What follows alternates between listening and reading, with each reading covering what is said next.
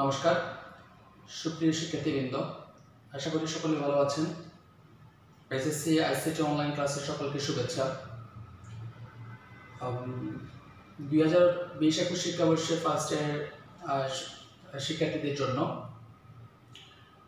আজকের এই ক্লাস আমরা গত ক্লাসে লেকচার 4-এ চ্যাপ্টার 3 লেকচার 4-এ আমরা সংখ্যা পদ্ধতি রূপান্তর নিয়ে আলোচনা করেছিলাম। তার মানে সংখ্যা পদ্ধতি রূপান্তর আমি 3টা সূত্রের কথা বলেছিলাম। সেই 3টা সূত্রের মধ্যে 1 নম্বর সূত্র নিয়ে আলোচনা করেছি। আজকে আমরা 2 নম্বর সূত্র নিয়ে আলোচনা করব। তো 2 নম্বর সূত্রের মধ্যে কি আছে সেটা হচ্ছে বাইনারি অক্টাল হেক্সা। তার মানে বাইনারি অক্টাল হেক্সা থেকে কিভাবে আমরা ডেসিমেলে কনভার্সনগুলো করব। যদি আসে একটা বাইনারিতে যদি সংখ্যা দেওয়া থাকে সেটাকে ডেসিমেলে কিভাবে রূপান্তর করতে বলে কিভাবে কাজ করব, বা অক্টাল একটা সংখ্যা দেওয়া থাকলে সেটাকে ডেসিমেলে কিভাবে রূপান্তর করব, বা একটা হেক্সাডেসিমেলের সংখ্যা দেওয়া থাকলে সেটাকে ডেসিমেলে কিভাবে রূপান্তর করব সেটা সম্পর্কে আছে জানবো। তো সেটা 2 নম্বর সূত্রটা 2 নম্বর রুলসটা যদি অ্যাপ্লাই করতে যায় তাহলে আমাদেরকে এই সূত্রটা একটুখানি মাথায় রাখতে হবে। সেই সূত্রটা কি, যদি বলা হয় যে সবগুলো সংখ্যা থেকে যদি বাইনারি অক্টাল হেক্সা বা যে কোনো সংখ্যা থেকে যদি আমাকে ডেসিমেল সংখ্যা রূপান্তর করতে বলে তখন হচ্ছে এই সূত্রটা আমাকে মাথায় রাখতে হবে, যেটা হচ্ছে input into base two the power position. তো এখানে মনে রাখতে হবে ইনপুট মানে ছোট করে মনে রাখবেন, ইনপুট মানে কোয়েশ্চেন, জাস্ট মজায় রাখার জন্য। ইনপুট মানে কি বললাম? কোয়েশ্চেন বললাম। তাহলে ইনপুট যদি কোয়েশ্চেন হয়, আমি একটা কোয়েশ্চেন লিখি যে 1101.101 একটা বাইনারি নাম্বার দিলাম, এটাকে কত রূপান্তর করতে হবে? ডেসিমেলে করতে হবে। এখন এই সূত্রটা অ্যাপ্লাই করতে গেলে একটু দেখি যে এখানে ইনপুট আছে, তার মানে ইনপুট মানে কোয়েশ্চেন, আমার কোয়েশ্চনটা দেওয়া আছে।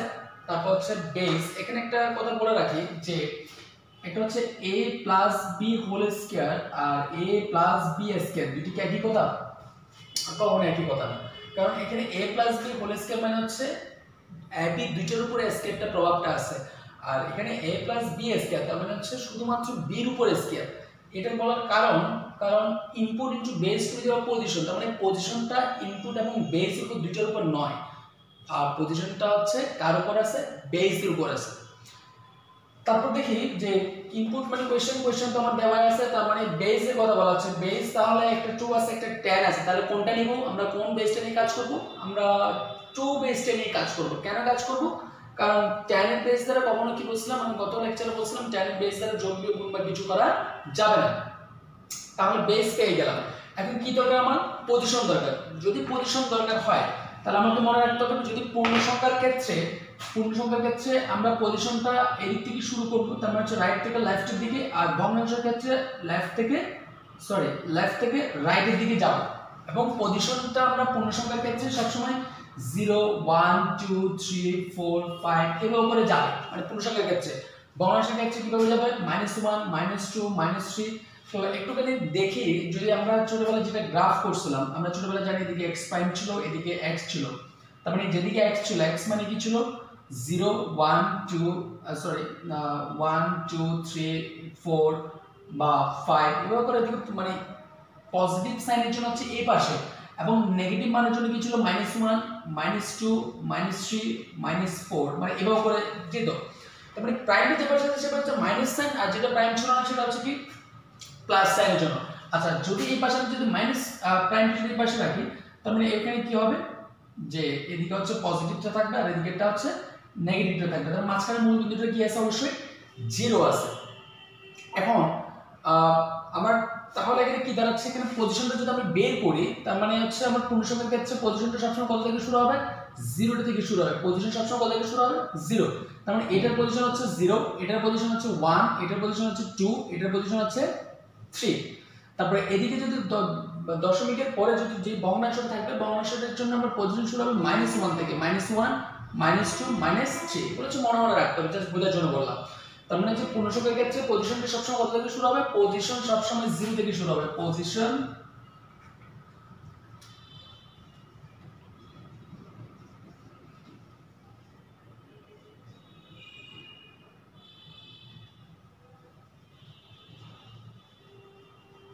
সবসময়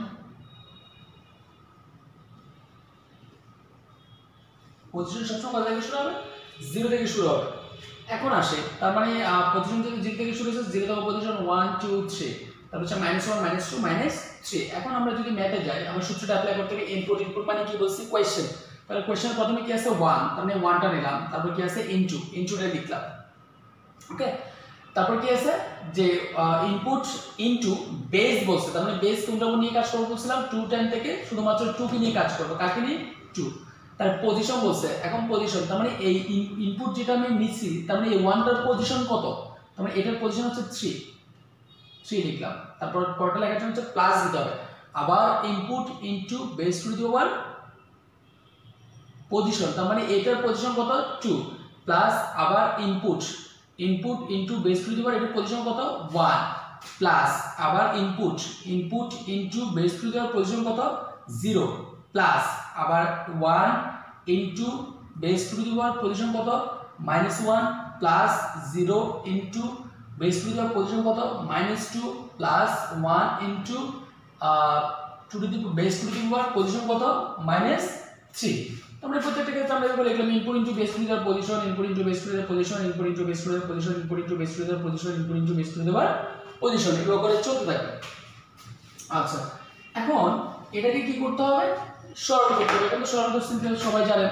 তারপর হচ্ছে 2 টু দি পাওয়ার 3 মানে হচ্ছে 8 প্লাস তারপর হচ্ছে 2 টু দি পাওয়ার 4 মানে হচ্ছে 4, তারপরে 0 এর সাথে কোনো কিছু গুণ করলে 0, তারপর হচ্ছে 2 টু দি পাওয়ার 0 মানে হচ্ছে 1, 1 এর সাথে যদি 1 গুণ করি তার মানে হচ্ছে 1, তার মানে হচ্ছে এখানে ইনভার্স থাকা মানে হচ্ছে ডিভাইডেড, ও এটা হচ্ছে উপরে চলে গেলে হচ্ছে 1, তার ইনভার্স যদি ইনভার্সের কারণে যদি ডিভাইডেড হয় তার মানে ইনভার্স চলে গেলে এখানে কি থাকে 2 টু দি পাওয়ার 1, তাহলে 2 টু দি পাওয়ার 1 মানে কত 2 প্লাস 0 এর সাথে কোনো কিছু গুণ করলে সেটা কি হয়ে যাবে 0 হয়ে যাবে, প্লাস এখানে ইনভার্স আছে সেজন্য হচ্ছে ডিভাইডেড 1টা হচ্ছে উপরের দিকে চলে যাবে, তারপর হচ্ছে 2 টু দি পাওয়ার 3 মানে 2 টু দি পাওয়ার কিউব। আচ্ছা, এটা একটু ভেঙে লিখি, তাহলে 2 টু দি পাওয়ার 1 আর এটা হচ্ছে 2 টু দি পাওয়ার 3 ইনভার্স চলে গেল, তার মানে হচ্ছে আগে যে 12 12 একে 13 প্লাস এখানে হচ্ছে 1 আর 2 টু দি পাওয়ার 1 মানে হচ্ছে 2 প্লাস তার মানে 0 লেখার দরকার নাই, 1 2 টু দি পাওয়ার কত 3, 2 টু দি পাওয়ার 3 মানে কত 8,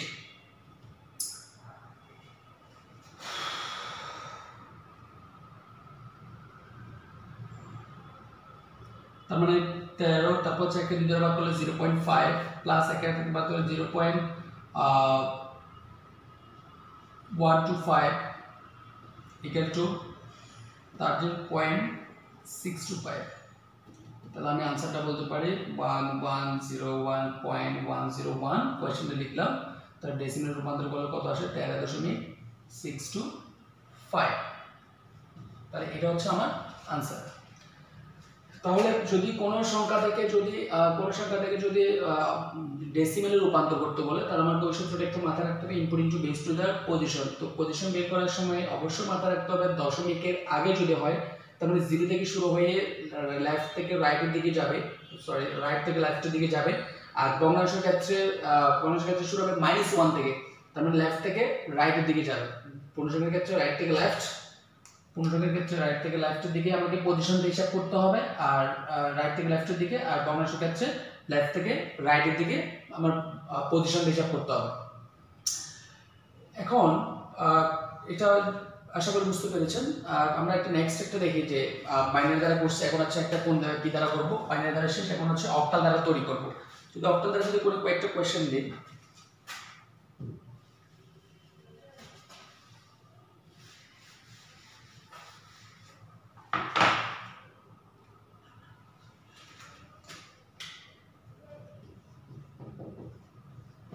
একটা কোশ্চেন দিলাম যে এটা অক্টাল একটা নাম্বার দেওয়া আছে, তার মানে ডেসিমেলে রূপান্তর করতে হবে, তার মানে হচ্ছে ইনপুট ইনটু বেস কত আছে 8 টু দি পাওয়ার পজিশন, তার মানে দেখেন একটু ভালো করে, তার মানে এটা হচ্ছে পূর্ণসংখ্যার ক্ষেত্রে বলছি, পূর্ণসংখ্যার ক্ষেত্রে 0 থেকে 0 1 2, তার মানে 5 এর পজিশন কত 2 প্লাস আবার 0 ইনটু 8 টু দি পাওয়ার এটার পজিশন কত 1 plus 7 into 8 two the power এটার পজিশন কত 0, তার মানে 0 1 2, কিন্তু জাস্ট মনে রাখতে পারেন।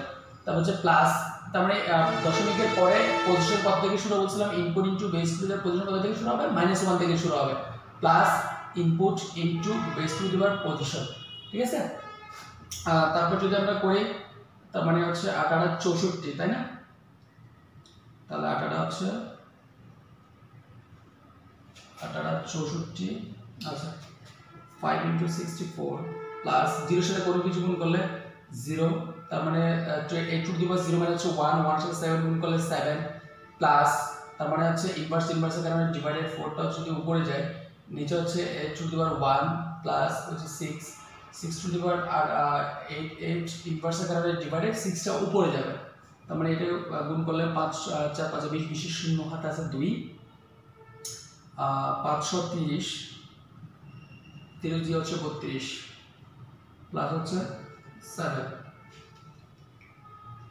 প্লাস 4 কে 4 8 প্লাস 6 8 এটা হচ্ছে কত 64 তার মানে 320 তার মানে 327 প্লাস 4 কে যদি 8 দ্বারা ভাগ করে 0.5 প্লাস 0.937 ইকুয়াল 327.593 এটা হচ্ছে একদম সরল আমরা যেটা ছোটবেলায় করছি সরলটা জাস্ট ওয়েভ করবেন 468 ইকুয়াল আমার আনসারটা হচ্ছে 327.5937 এটা হচ্ছে ডেসিমাল আনসার। এখানে যেটা বলছি সেটা হচ্ছে input into base to the position, input into base to the position, input into base to the position, input into base to the position, input into base to the position. তারপরে এখান থেকে এটা পাওয়ারটা মানে সরল আকারে করলাম জাস্ট এখানে 0 সাথে গুণ করে 0 তারপর হচ্ছে 7 তারপর হচ্ছে এখানে ইনভার্স থাকার কারণে ডিভাইডেড এটা যে আসলে অ্যাকচুয়ালি কিভাবে আসে যদি কেউ বলতে চান যে 4 ইনটু 8 ইনভার্স 1 তার মানে হচ্ছে 4 ইনটু ইনভার্সের কারণে divided 1 by divided 8 two the power 1 আসে তার মানে এটাকে 4 ইনটু 1 বাই 8 যদি থাকে তার মানে এটা হচ্ছে উপরের সংখ্যা 4 বাই 8 মানে হচ্ছে এই লাইনে এইভাবে সরাসরি আসে এক লাইন এটা কম করা হয়েছে। তারপর 6 8 8 স্কয়ার ইনভার্সের কারণে ডিভাইডেড আসবে 6 উপরের দিকে 8 স্কয়ার তারপর এটাকে ভাগ করে 4 কে 8 দ্বারা ভাগ করে এটা পাইছি 6 কে 64 দ্বারা ভাগ করে এটা পাইছি তারপর হচ্ছে পূর্ণ সংখ্যা এবং ভগ্নাংশ যোগ করে যেটা আসছে সেটা হচ্ছে আমার কাঙ্ক্ষিত রেজাল্ট। এখন একটা দেখি যে এখন হচ্ছে হেক্সাডেসিমাল দ্বারা দেখি যে হেক্সাডেসিমাল থেকে যদি ডেসিমালে রূপান্তর করতে বলে তাহলে আমরা কোশ্চেনটা একটু মানে দেখি ABC 6 A B C 5 6 তার মানে হচ্ছে আমাকে প্রথমে ইনপুট নিতে হবে ইনপুট ইনটু এখানে স্টুডেন্ট একটুখানি বলে রাখি এখানে এই জায়গায় একটু ভুল করে সেটা হচ্ছে এ যদি এভাবে থাকে হেক্সাডেসিমাল থেকে ডেসিমাল তো হেক্সাডেসিমাল থেকে ডেসিমাল থাকলে স্টুডেন্টরা কি করে এ না লিখে সরাসরি ডিরেক্টলি কত বসিয়ে 10 বসিয়ে দেয়। তার মানে আগে প্রথমে 10 বসানো যাবে না আগে প্রথমে আমাকে এটা দেখাইতে হবে যে আমার হ্যাঁ এখন হচ্ছে আমি ইনপুটগুলো আগে দেখাইতে হবে তারপরে এর মানটা বসাবো এর আগে আমরা মান বসাবো না। তার মানে হচ্ছে input into base two the power position তাহলে পজিশন কত বের করতে হবে 0 1 2 তার মানে হচ্ছে 2 তম position plus input into base two the power position তার মানে এটার পজিশন কত 1 আস্তে আস্তে কমবে তারপর হচ্ছে এটার পজিশন কত c ইনটু 8 টু দি পাওয়ার কত হয় পজিশন হচ্ছে sorry 16 two the power 0 position তারপর হচ্ছে 5 into 16 inverse 1 plus 6 into 16 inverse 2 তার মানে এই যে এখন হচ্ছে আমরা মানটা বসাবো মানে হচ্ছে 10 আমরা জানি হেক্সাডেসিমালে মানে 10 কারণে থেকে একটুখানি দেখি a b c d e f তার মানে মানে কত ছিল 10 b মানে কত ছিল 11 c মানে 12 d মানে 13 আর e মানে 14 আর f মানে 15 ছিল তাহলে 16 গুণ করলে কত 256 প্লাস এবার মানে 11 তারপর হচ্ছে 16 plus C B C C মানে কত 12 ইনটু 16 টু দি পাওয়ার 0 মানে হচ্ছে কত 1 প্লাস 5 ইনটু 5 এই ইনভার্স থাকার কারণে divided 5 equal 16 plus 6 divided by 256 হ্যাঁ 256 তার মানে 10 কে 256 ধরে করলে কত আসবে তোমার হচ্ছে 2560 গুণ করলে তার মানে হচ্ছে 11 দ্বারা গুণ করলে হচ্ছে 176 11 সরি তার মানে 176 প্লাস 12 কে তারপর হচ্ছে 12 প্লাস 5 কে যদি আমরা 16 দ্বারা ভাগ করে হচ্ছে 0.3125 পাবো। তার আবার 6 কে 256 দ্বারা ভাগ করলে 0.023437 পাবো। যদি সবগুলোকে আমরা একসাথে যোগ করে ফেলি তার মানে 2748.335937 পাবো। তাহলে আমরা आंसर কি বলতে পারি? বলে তো জাস্ট সরলে নিব। আমরা হচ্ছে মূল যেটা দেখতে হবে সেটা হচ্ছে এটা দেখতে হবে। তার মানে হচ্ছে এখন যদি করি তার মানে a b c 0.56 hexadecimal equal to 748.335937 এখন যেটা বলছিলাম সেটা হচ্ছে করার সময় আমার হেক্সাডেসিমাল থেকে যদি আমাকে হেক্সাডেসিমাল থেকে যদি ডেসিমালে রূপান্তর করতে পারে করার সময় এই জায়গায় একটু মাথায় রাখতে হবে আমি এই লাইনটা বাদ দিয়ে এই লাইনের জন্য সরাসরি না আসে তার মানে হচ্ছে এখানে আগে প্রথমে ইনপুটটা বসাতে হবে তারপর তার মানটা পুট করতে পারবো। তো এই জায়গায় একটু স্টুডেন্টরা ভুল করে। তো এখানে যদি আবার যদি বলে 6 ভিত্তিক বা 12 ভিত্তিক বা যে কোনো ভিত্তিক দেখ না কেন আমরা জানি ইনপুট ইনটু বেস টু যার পজিশন। তার মানে এখানে যদি বলা যে 6 ভিত্তিক তার মানে ইনপুট ইনটু বেস তখন 6 নিয়ে কাজ করব কারণ আমি বারবার বলতেছি আমরা সংখ্যা পদ্ধতির মধ্যে যাই কিছু করি না কেন আমরা ডেসিমাল যোগ বিগুণ বা যাই কিছু করি না কেন ডেসিমালের বেস দ্বারা কখনো কোনো কিছু করা যাবে না। বাকি সকল বেস দ্বারা আমাদেরকে কাজগুলো করতে হবে। এটা যদি মাথায় রাখেন তাহলে যে ধরনের যত ধরনের সংখ্যা পদ্ধতি দেখ না কেন সেটা রূপান্তর করা একদম ইজি হবে। তো আজকের ক্লাসটা এই পর্যন্ত। পরবর্তী ক্লাসে আমন্ত্রণ জানিয়ে আজকের ক্লাসটা এখানে সমাপ্ত ঘোষণা করছি। ধন্যবাদ সকলকে।